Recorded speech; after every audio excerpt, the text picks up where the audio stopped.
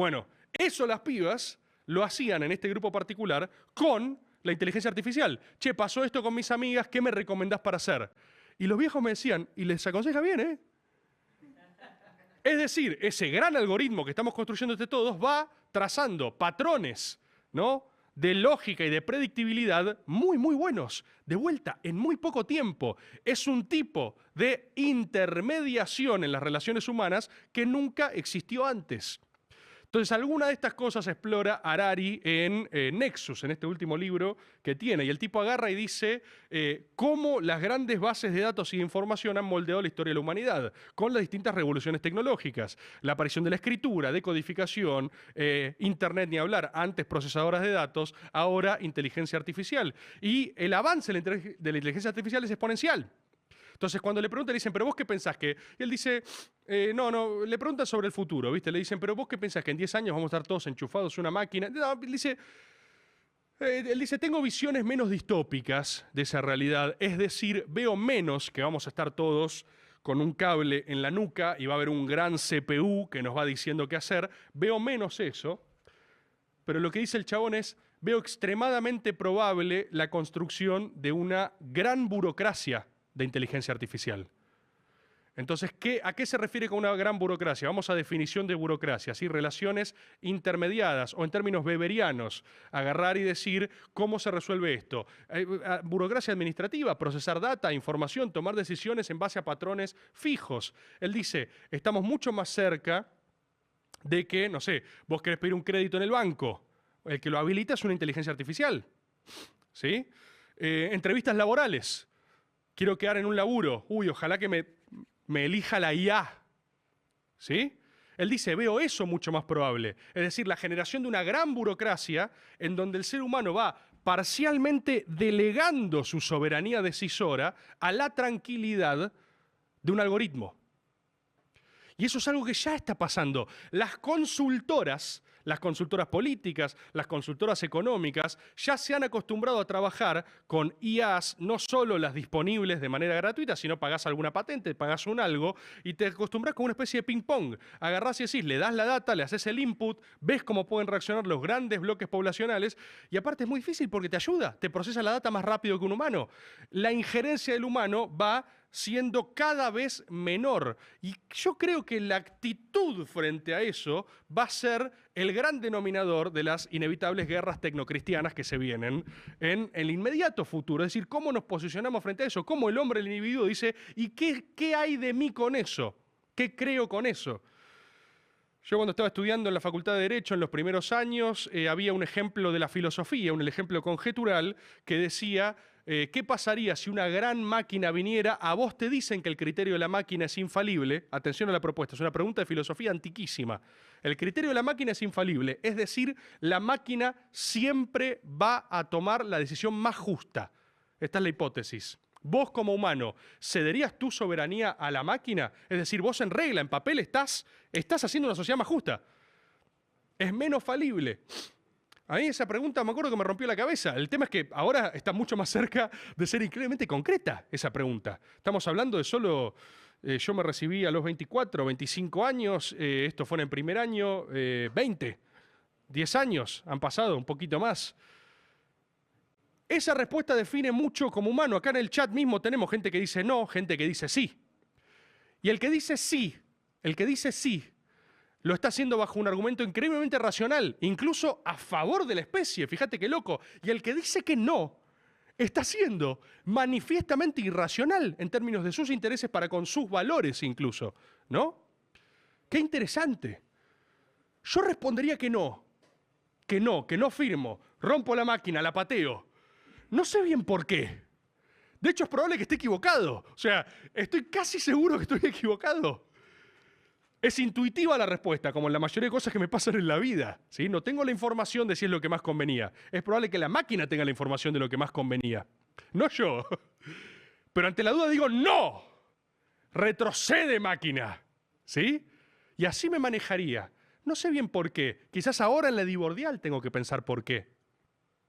Hay algo de la escalabilidad, ¿no? De las decisiones algoritmizadas. No se olviden de mi sueño, ¿eh? Prepotencia cognitiva fue mi concepto onírico.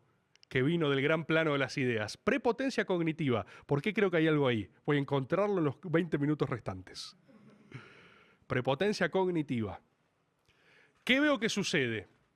El desafío que tenemos hoy frente a la inteligencia artificial y frente a la gran burocracia robot futura que estamos construyendo nosotros mismos, voluntariamente y a máxima velocidad, son los patrones de los algoritmos. Los algoritmos en su propia lógica funcionan de manera que el cerebro humano no. Esto se ve, por ejemplo, cuando contrastan inteligencias artificiales a jugar a juegos de estrategia. ¿Vieron? En el mundo del ajedrez esto es muy conocido. En el ajedrez hace rato ya las máquinas ya compiten entre sí, han desplazado al hombre. No es tan reciente en el Go, en China. ¿Sí? ¿Ubican esto? ¿Vieron este otro juego chino? Es un gran espejo modelo para el pensamiento occidental y el oriental. El occidental, hay mucha teoría desarrollada al respecto de esto, teoría geopolítica militar, de cómo el pensamiento occidental se basa principalmente en el ajedrez, un confrontamiento frente a frente a pesar de lateralidades, y el Go chino triunfa quien puede mejor rodear a su adversario, es decir, quien le lagunea de maneras impresionantes. Ha pasado algo en ese campo con la inteligencia artificial, que es que la máquina en muy poco tiempo, cuestión de años e incluso meses, ha desarrollado estrategias que el humano no ha desarrollado en 4.000 años de historia.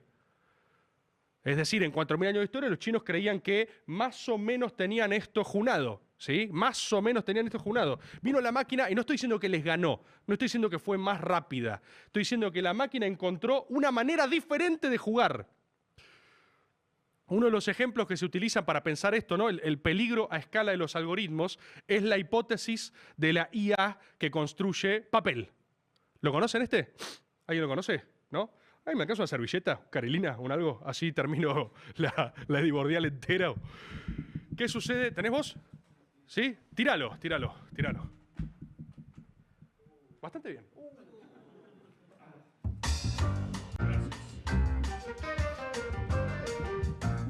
Avíseme, por favor, si termino moqueando en general. Gracias, amigo. ¿Esto es moco? Sí. Pará. Igual puedo terminar hablando con moco en toda la cara, ¿no? Siento que también sería conceptualmente interesante.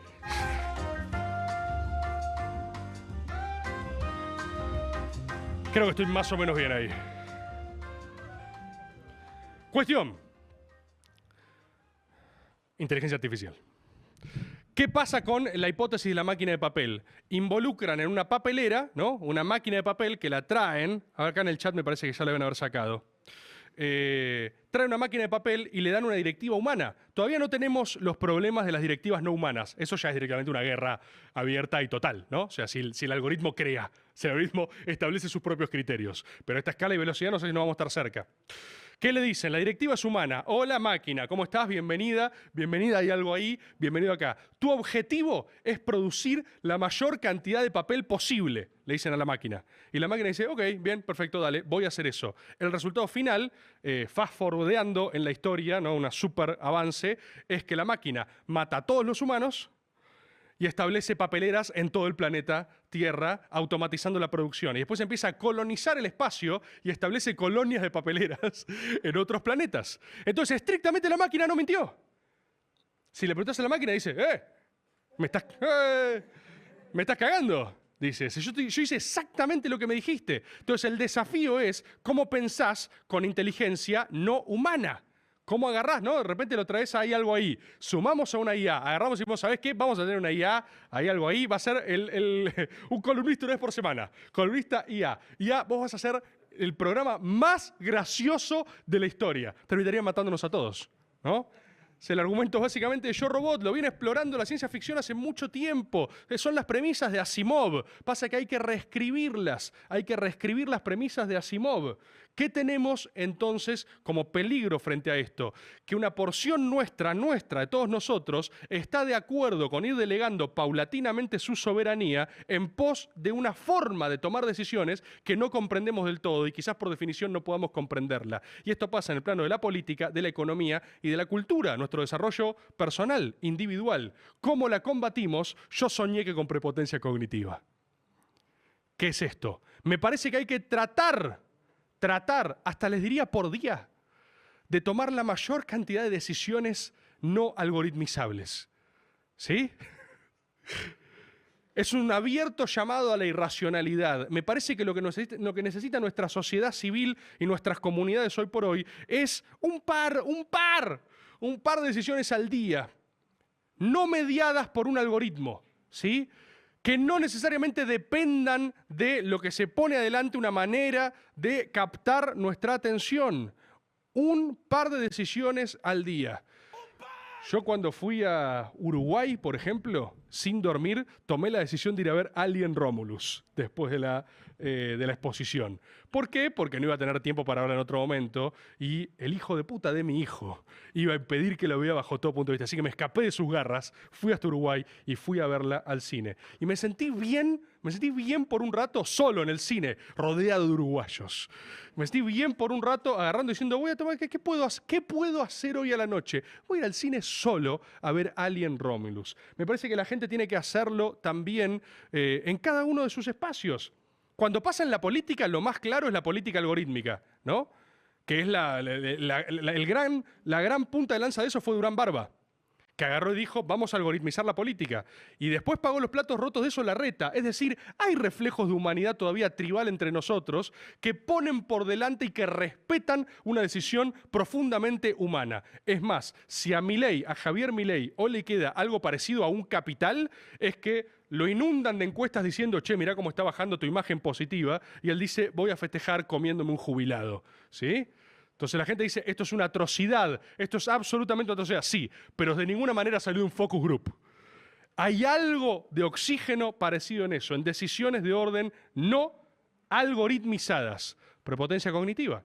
Es más, ¿cómo construís tu soberanía cognitiva? Tomando decisiones conscientemente humanas. Acá de repente te pones a preguntar, porque nadie es inmune a la propaganda, ¿cuál de tus decisiones no está algoritmizada, ¿no? Después terminas en Matrix, una vez más. Y después terminas, antes que en Matrix, en la alegoría de la caverna. Porque esa es otra cosa que está pasando hoy. Muy interesante, de verdad, ¿eh? No sé si lo pensaron. La mayoría de los problemas de la filosofía tradicional, es decir, la filosofía clásica, hoy estamos cerca de que sean problemas operativos. Eso es una locura. ¿Se entiende lo que acabo de decir? ¿Ustedes están ok? Porque estoy viendo acá uno en el chat que pone, esta divordial es pésima. Pasa que él es un imbécil. Entonces está completamente atrapado en la alegoría de la caverna. No está pudiendo ver cómo estoy despertando corderos para que se hagan leones. Era la misma campaña que hace 2 años. Esto es interesante. Por ejemplo, la alegoría de la caverna. Platón, debe ser el ejemplo más conocido de filosofía clásica. Cualquier persona con secundario hecho la sabe, ¿no? La alegoría de la caverna plantea que estamos presos de nuestras emociones y sentidos mientras nos entretienen de atrás y el hombre libre es el que sale, ve esa profundidad y dice, por Dios, mirá lo encerrado que estaba, ¿no? En términos de Fio Sargenti sería un red pileo antiguo, un red pileo tradicional clásico. Por primera vez en la lógica, desde que fue planteado ese esquema, hoy por hoy con las redes sociales, uno literalmente puede vivir en su propia caverna. Literalmente en su propia caverna. Tu propio algoritmo aprende quién sos, sabe qué quiere darte, podés consumir eso. Cada uno de nosotros es una especie de clúster de información, vivimos solo con nosotros mismos, nos devuelve ese espejito una idea de mundo que no tiene absolutamente nada que ver con alguien que tenemos al lado. Si no creen esto, les propongo otro ejercicio. Además de la prepotencia cognitiva, hay que ejercitar la prepotencia cognitiva, ¿eh? No es fácil. De verdad, para el que cree que esto es una boludez, agarran y esperen en sus casas y digan, ¿qué quiero hacer ahora? El momento que tengan libre. Yo tengo unos 10 o 15 minutos libres por día. Juego a la Play. Ustedes tienen un rato libre, llegaron de laburar, llegan a su casa, hacen así, dicen, ¿qué quiero hacer ahora? Van a hacer esto.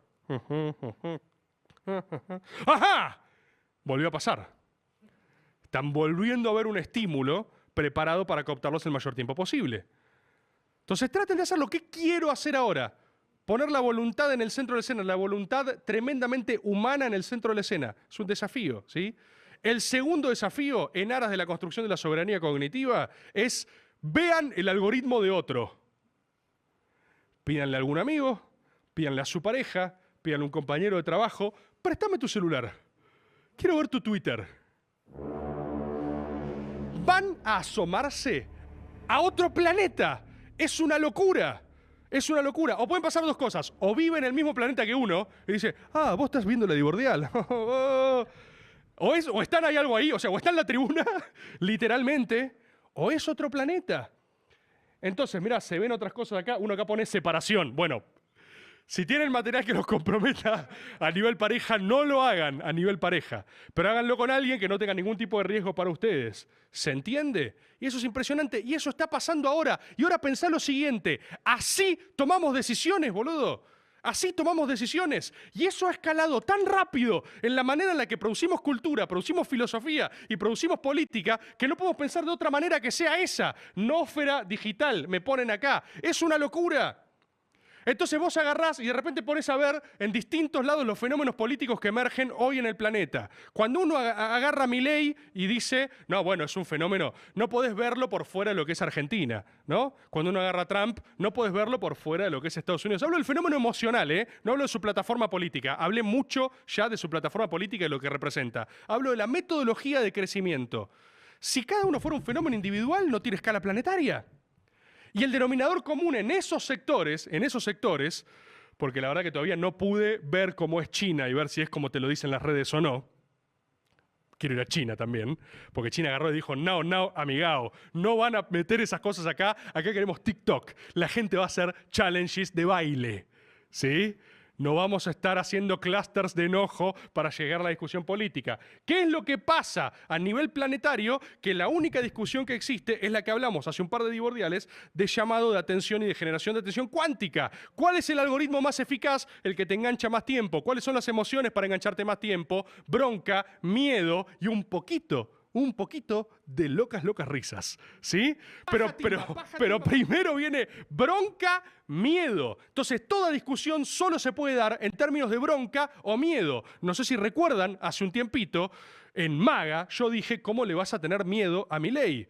Si uno se lo pone a pensar, desde ahí, la única cosa que ordena la discusión es el miedo. Y si tenés miedo, perdiste. Si tenés miedo, perdiste porque no hay otra manera de encarar la discusión. Y eso es lo que propone el algoritmo. Me estoy sintiendo un viejo loco en Plaza Jusey. Estoy a dos días más de Atila sin dormir de hacer esto en patas en una plaza. ¿Sí? Con una túnica directamente. Voy a dejar de vestirme, voy a venir en túnica, pero es una locura, y está pasando con nuestro consentimiento absoluto, agarrando y diciendo, claro, avancemos en esa dirección, si es más fácil. Y no hay ni una sola persona en el mundo pensando cómo lo compensás. Yo no te digo de vuelta, yo no soy ludita, creo, por ahora, capaz el año que viene sí, pero no digo reventar los celulares, digo cómo mierda construís criterios de decisión humanos. Formas de discusión humanas.